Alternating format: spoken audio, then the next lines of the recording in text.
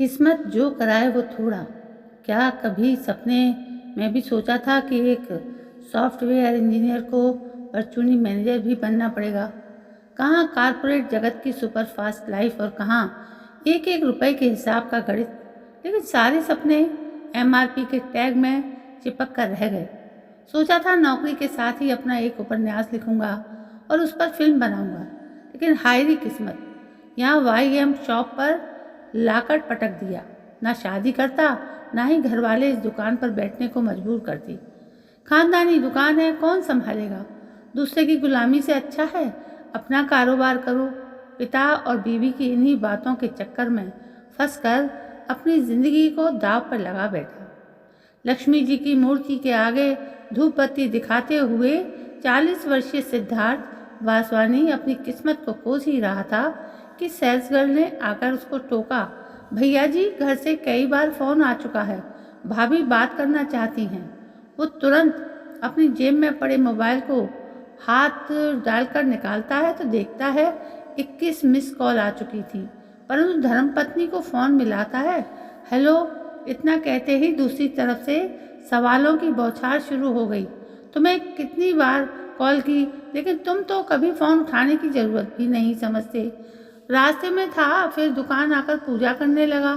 सिद्धार्थ ने अपनी पत्नी को संतुष्ट करने की नाकाम कोशिश की, लेकिन सब बेकार था।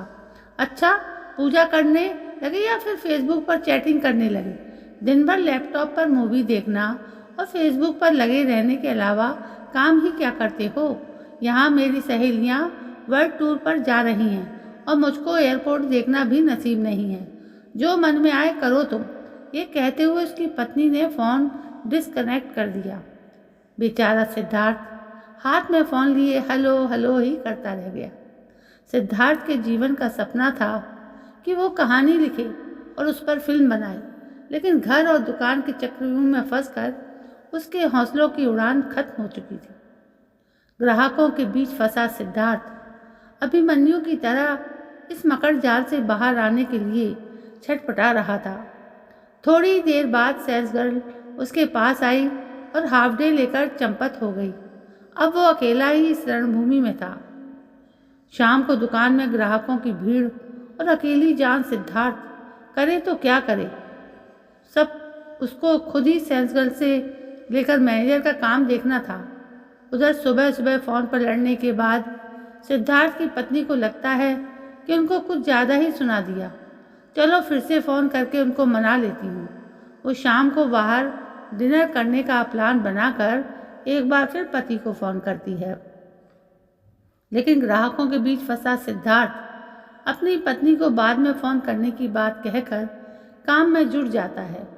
अब तो पत्नी का पारा गुस्से से 7वें आसमान पर पहुंच जाता है।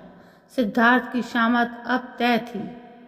सिर्फ सिद्धार्थ ही अपने सपनों को छोड़कर जीवन के जंजाल में फंसा है, ऐसा नहीं है। ये कहानी हर उस व्यक्ति की है जो सपने ही देखता है और उनको पूरा करने के लिए छटपटा रहा है। ऐसी ही कहानी की दूसरी पात्र है रिद्धिमा। अब इतनी रात में अकेले अपने लिए क्या खाना बनाऊं? फ्रिज में ब्रेड और दूध होगा, वही खाकर सो जाती हूँ। मम्मी का तो जब मन हुआ बैग उठाया और भैया के पास दिल्ली चली गई। मैं यहाँ पर अकेली अपनी उम्मीदों और सपनों का बोझ लिए रह जाती हूँ। ना मेरी समय पर शादी ही की और ना ही मेरे सपने को पूरा करने की छूट दी। जीवन भर बस पढ़ो पढ़ो का नारा बुलंद करती रही। पढ़ लिख कर एक नौकरी लग गई, लेकिन उन सब की बात मानकर मुझको क्या मिला जिंदगी से? अपने सपने पूरा करने का हौसला तक नहीं हासिल कर सकी। बस घर से ऑफिस, ऑफिस से घर। रात 8 बजे तक काम निपटाने के बाद बैंक से आकर 36 वर्षीय रिद्धिमा मिश्रा को अपने लिए खाना बनाना सबसे कष्टदायी काम दिख रहा था। वो चाहती थी कि जब वो घर आए तो कोई उसका भी इंतज़ार कर रहा हो। उसका सपना भी एक कलाकार यानी एक्टर बनने का था, लेकिन अब देहरादून में बैंक की नौकरी कर अपना जीवन गुजार रही हैं। परिवार की महत्वाकांक्षा और उम्मीदों का बोझ ढो रही रिद्धिमा ने ना तो शादी ही कर सकी और ना ही कलाकार बनने का सपना पूरा हो पाया। ग्राहक और बैंक का टारगेट पूरा करना ही लक्ष्य रह गया। फिर भी दिल के किसी कोने में एक उम्मीद जिंदा है कि एक दिन पूरी दुनिया उसके अभिनय को देखकर ताली बजाएगी। माया नगरी मुंबई में कई सालों से स्ट्रगल कर रहे असीम मेहरा भी सिद्धार्थ और रिद्धिमा की तरह खुली आंखों से फिल्म निर्देशक बनने का सपना देखते हैं, लेकिन इन सपने के चक्कर में अपने ही परिवार, पत्नी, बेटी असीमा और बेटे अप्रतिम से दूर हो चुके हैं। उनके दिल में इस दूरी की कसक साफ नजर आती है। तुम्हें हम लोगों को छोड़े हुए पूरे 7 साल हो चुके हैं। असीमा अब ग्रेजुएशन में पहुंच गई है। वो बेटी होकर तुम्हारे लिए चिंतित रहती है। अप्रतिम भी अगले साल 12वीं क्लास में पहुंच जाएगा। दोनों बच्चे अपने पिता के लिए तड़पते हैं, लेकिन तुम हो जो धक्के खाकर भी अपने परिवार के पास आना नहीं चाहते हो। अगर मुंबई में अब भी कुछ कोई किला फतेह नहीं कर पाए तो मैं तुमसे तलाक ले लूँगी, क्योंकि अब ना मैं और ना ही मेरे बच्चे तुम्हारे सपने के पूरा होने का इंतज़ार कर सकते हैं। कहानी का तीसरा पात्र 46 वर्षीय असीम मेहरा लेट नाइट अपनी पत्नी से चैटिंग कर रहा था, लेकिन पत्नी के डेडलाइन देते ही दोनों की ऑनलाइन बातें खत्म हो जाती हैं। असीम का दर्द भी सिद्धार्थ और रिद्धिमा की तरह है। वो खुद को समझता तो यश चोपड़ा जैसा महान फिल्म निर्देशक है, लेकिन अब भी एक अदद फिल्म मिलने की चाहत में मुंबई में संघर्ष कर रहा है। उसके सपने ने ही असीम की ज़िंदगी में तूफान ला दिया। असीम एक यादगार फिल्म बनाना चाहता है, लेकिन उसकी धर्मपत्नी असीम के निठल्लेपन से आजिज आकर वर्षों पहले उसको छोड़कर अपने मायके यानी यूएस चली गई है। वो वहीं पर अपने परिवार यानी असीम और अपने दोनों बच्चों का बेहतर भविष्य देखती है। वो चाहती है कि असीम भी उनके साथ अमेरिका में बस जाए। असीम कुछ समय के लिए वहाँ गया भी, लेकिन अपने सपनों को पूरा करने के लिए फिर से माया नगरी लौट आया। छोटी मोटी शॉर्ट फिल्में बनाकर फिलहाल असीम अपने सपनों को पूरा करने की कसरत कर रहा है। सिद्धार्थ, असीम और रिद्धिमा तीनों के हाथों से वक्त रेत की तरह फिसलता जा रहा है। उनके अपने सपने हैं, उम्मीदें हैं और सबसे बढ़कर इन सपनों और उम्मीदों का सच करने का हौसला है, लेकिन हालात के चक्रव्यूह में फंसकर हर नई सुबह के साथ अपने सपनों से दूर होते जा रहे हैं। अपने जीवन के आधे बसंत देख चुके इन हुनरमंद कलाकारों की अपनी अपनी कहानी और दर्द है। दुनिया की नज़रों में ये अब अधेड़ है। 40 वर्ष बीतने के बाद नई शुरुआत लगभग नामुमकिन सी हो जाती है। इनके लिए भी अब यही चुनौती है, लेकिन हौसला है कि लाइफ में वो एक दिन ज़रूर आएगा जब ये हालात को पलटकर अपने सपनों की उड़ान भर सकेंगी। अपनी पत्नी से ऑनलाइन नोकझोंक होने के बाद असीम नेट सर्फिंग करने लगता है। तभी उसकी नज़र एक विज्ञापन पर पड़ती है। वो पढ़ता है कि दिल्ली में एक इंटरनेशनल फिल्म मेकिंग प्रतियोगिता होने जा रही है, जिसमें दुनिया भर के नवोदित और दिग्गज कलाकारों को आमंत्रित किया जा रहा है। मानो उसकी लॉटरी लग गई हो। ये देखकर वो खुशी से उछल पड़ता है। वो तुरंत ही प्रतियोगिता के लिए अपना आवेदन कर देता है।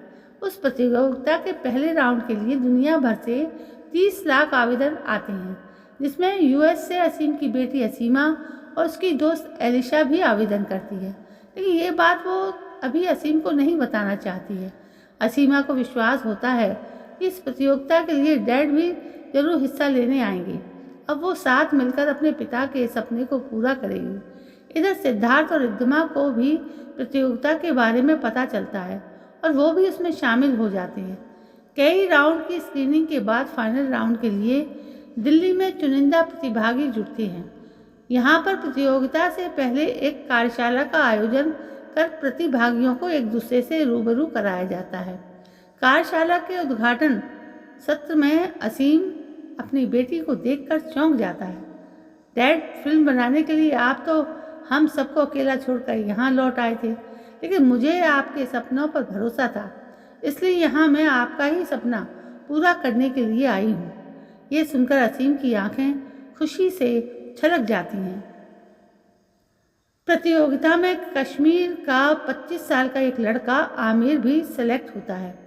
वो भी फिल्मों का दीवाना है। कार्यशाला के आयोजक सबका परिचय कराते हैं, जिसमें रिद्धिमा मिश्रा भी शामिल हैं। वो ऑफिस से छुट्टी लेकर आई हैं। परिचय पूरा होने ही वाला होता है कि क्लासरूम में एक नई दस्तक होती है। हेलो, मेरा नाम सिद्धार्थ वासवानी है। फ्लाइट लेट थी इसलिए बैग लेकर सीधा क्लासरूम ही आ गया हूँ। पहली ही क्लास में लेट होने पर सिद्धार्थ को समय से आने की हिदायत मिलती है। सिद्धार्थ आमिर की बगल वाली सीट पर बैठने की कोशिश करता है तो आमिर उसको टोकता है, अंकल यहाँ मेरा बैग रखा है, आप उधर आ जाओ। सिद्धार्थ आमिर को घूर कर देखता है। क्लास में सिद्धार्थ, रिद्धिमा और असीम के अलावा सभी प्रतिभागी 30 वर्ष से कम उम्र के हैं। ऐसे में उन तीनों के लिए नवयुवाओं के साथ प्रतियोगिता में बने रहने की गंभीर चुनौती हो जाती है। जो युवा जोश और हुनर से भरपूर है, कार्यशाला के साथ ही प्रतियोगिता का पहला टास्क शुरू हो जाता है। टास्क में प्रतिभागियों को अपने बारे में 2 मिनट की शॉर्ट फिल्म बनानी है। आयोजक इस टास्क से ये समझना चाहते थे कि प्रतिभागी अपनी उम्मीदों और सपनों की उड़ान वो किस ऊंचाई तक ले जा सकती है। पहले टास्क में असीमा, आमिर, एलिशा, निश्चय और रमन जैसे युवा अपनी नई सोच से निर्णायकों को प्रभावित करते हैं। मुश्किल चुनौती के बावजूद सिद्धार्थ, असीम और रिद्धिमा भी उस राउंड को जीतने में सफल रहते हैं। अगले राउंड में युवाओं असीम जैसे अधेड़ों का मुकाबला होना तय था। उस राउंड में सभी प्रतिभागियों को अपने अपने पात्र गढ़ने हैं, जिसको सामूहिक रूप से दूसरे प्रतिभागियों के किरदारों से जोड़कर कहानी में पिरो सकें। इन्हीं पात्रों के आधार पर 5-5 प्रतिभागियों की 3 टीमें बना दी जाती हैं। सभी को अपनी टीम के लिए इच्छानुसार सदस्य चुनने की आज़ादी दी जाती है। ऐसे में अलग अलग उम्र और सोच रखने वालों को एक साथ काम करना है और अपना सर्वश्रेष्ठ देना है, जिससे वो एक दूसरे का सपना पूरा करते हुए सबसे अच्छी फिल्म बना सकें। असीमा की दोस्त चाहती है कि वो उसकी टीम का ही हिस्सा रहे, इसलिए वो अपने पिता की जगह अपनी दोस्त एलिशा के साथ जाती है।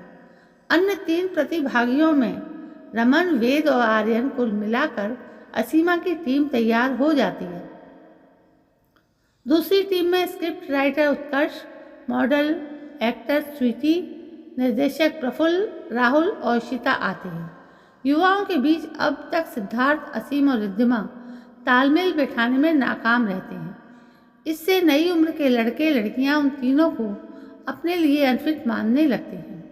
असीमा चाहकर भी पिता की टीम का हिस्सा नहीं बन पाती है। बाकी लोग अपनी अपनी टीम चुन चुके हैं। सिद्धार्थ, असीम और रिद्धिमा के पास एक दूसरे के साथ काम करने का विकल्प बचा है। ऐसे में बचे हुए सदस्य युवा, आमिर और निश्चय के लिए इन अधेड़ों के साथ काम करना मजबूरी बन जाता है। आमिर आत्मविश्वास से भरा है, लेकिन निश्चय को अपनी टीम पसंद नहीं आती है। फिर भी वो इन तीनों के साथ आ जाता है। कार्यशाला में अपनी अपनी स्टोरी पर तीनों टीमें स्क्रीन प्ले लिखकर एक्ट तैयार करती हैं। असीमा टीम उत्कर्ष पूरी तैयारी के साथ संपूर्ण कथानक रखते हैं। दोनों ही टीमें कहानी के अनुसार अपने पात्रों को तैयार करते हैं और बड़े ही प्रोफेशनल तरीके से नाटक को अंजाम देते हैं। दूसरी ओर पिछले 15 सालों तक अपने ही दायरे में बन चुके सिद्धार्थ, असीम और रिद्धिमा के लिए आमिर और निश्चय के साथ नाटक रचना सुकून देता है। सिद्धार्थ पहली बार दूसरों के पात्रों को महसूस कर टीम के लिए कहानी लिखता है। सालों बाद अभिनय करना रिद्धिमा के लिए ठंडी हवा का झोंका बन जाता है। असीम के लिए इस कहानी का निर्देशन करना नई जिंदगी मिलने जैसा होता है। फिल्म हर पहलू को जीने वाले आमिर और निश्चय अपनी नई सोच से तीनों को रूबरू कराते हैं। धीरे धीरे सबको टीम की ताकत का एहसास होता है। चौथे राउंड में सभी टीम अपना नाटक दिखाती हैं। इस राउंड में असीमा की टीम पहले नंबर पर आती है। निर्णायक मानते हैं कि सभी टीमों का प्रदर्शन शानदार था, लेकिन प्रतियोगिता में हार जीत तो चलती ही रहेगी। टीम उत्कर्ष निर्णय से निराश हो जाते हैं। सिद्धार्थ, असीम और रिद्धिमा के लिए ये हार उनकी उम्मीदों के रास्तों को बंद करने वाली होती है। हार से निराश निश्चय कहता है कि जब थके और हारे हुए खिलाड़ी मिलेंगे तो हिस्से में जीत कैसे आएगी। ये सुनकर आमिर भड़क जाता है। वो कहता है ये पूरी टीम की कोशिश थी। तीनों आमिर को शांत कराते हैं। उनको लगता है कि वो तीनों खुद से हार चुके हैं। शायद उनमें जीतने का हुनर ही नहीं है, इसलिए हिस्से में हार मिली। तीनों आमिर और निश्चय को बेस्ट ऑफ लक बोलकर अपने रूम में चले जाते हैं। 5वें राउंड में आयोजक बताते हैं कि भले ही आपने नाटक कर लिया हो और जीत हार का भी पता चल गया हो, लेकिन प्रतियोगिता अभी भी जारी है। यानी असली खेल तो अब शुरू होने वाला है। अब आपके सामने सबसे कठिन टास्क होगा। अगले 7 दिनों में आपको 120 मिनट की पूरी एक फिल्म बनानी होगी। सारे उपकरण, तकनीकी सपोर्ट और एक्टर जरूरत के मुताबिक आपको उपलब्ध करा दिए जाएंगे, लेकिन ये टास्क किसी भी कीमत पर निर्धारित समय और नियमों के अनुसार ही पूरा करना होगा। हाँ, अगर कोई भी प्रतिभागी आपसी सहमति से अपनी टीम को बदलना चाहता है तो उसको ये मौका जरूर दिया जाएगा। यह सुनकर निश्चय का चेहरा खिल जाता है। निश्चय कहता है कि वो अपनी टीम से संतुष्ट नहीं है, इसलिए टीम को बदलना चाहता है। यह सुनकर आमिर, सिद्धार्थ, रिद्धिमा, असीम को काफ़ी खराब लगता है, लेकिन वो चुपचाप उसका फैसला मान लेते हैं। उधर असीमा भी एलिशा को समझाती है कि यही वक्त है जब मुझको डैड की टीम ज्वाइन कर लेनी चाहिए और उनका सपना मिलकर पूरा करना चाहिए। ये सुनकर एलिशा को असीमा पर गर्व होता है और वो उसको टीम बदलने की अनुमति दे देती है। सभी खुश होकर उसको नई टीम में भेजते हैं। आपसी सहमति से 2 प्रतिभागियों की अदला बदली हो जाती है। बेटी के इस फैसले से पिता की आंखों में खुशी के आंसू बहने लगते हैं और जीत के प्रति विश्वास भी बढ़ जाता है। अब फाइनल टास्क के लिए तीनों टीमें तैयार हो जाती हैं। पहली 2 टीमों के सदस्य अपने अपने काम में जुट जाते हैं। तीसरी टीम में स्क्रिप्ट का जिम्मा सिद्धार्थ को मिलता है। असीम निर्देशन की कमान संभालता है। रिद्धिमा कास्टिंग हेड बनाई जाती है, जो फिल्म के लिए कलाकारों का चयन करती है। आमिर और असीमा क्रिएटिव हेड बनते हैं, जिन पर पूरी फिल्म को बेहतर बनाने का दायित्व दिया गया है। इस तरह सभी टीमें अब फिल्म के निर्माण में जुट जाती हैं। समय बहुत कम है, जबकि काम बहुत ज़्यादा। अब चुनौती होती है कि दबाव में अपना सर्वश्रेष्ठ कैसे दें। रिकॉर्ड कम समय में सर्वश्रेष्ठ फिल्म बनाने का लक्ष्य लेकर तीनों टीमें जुट जाती हैं। लाइट्स, कैमरा और एक्शन के साथ ही सभी अपनी अपनी मंजिल की ओर तेज़ी से आगे बढ़ने लगते हैं। एक अच्छी मूवी और सिद्धार्थ, रिद्धिमा, असीम, असीमा और आमिर के बीच पर चंद दिनों का ही फासला होता है। हर नया दिन उनके लिए सुनहरा अवसर लेकर आता है।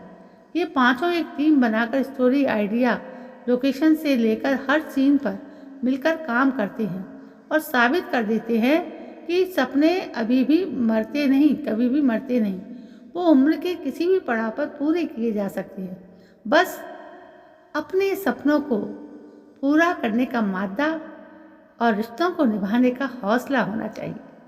जी हाँ दोस्तों, ये थी ये कहानी और बहुत ही जोशीली कहानी। इससे ये शिक्षा मिलती है कि हमें कभी रुकना नहीं है, हार कर एक जगह बैठना नहीं है, निरंतर हमें अपने काम को अंजाम देना है। दोस्तों, कैसी लगी आपको ये कहानी?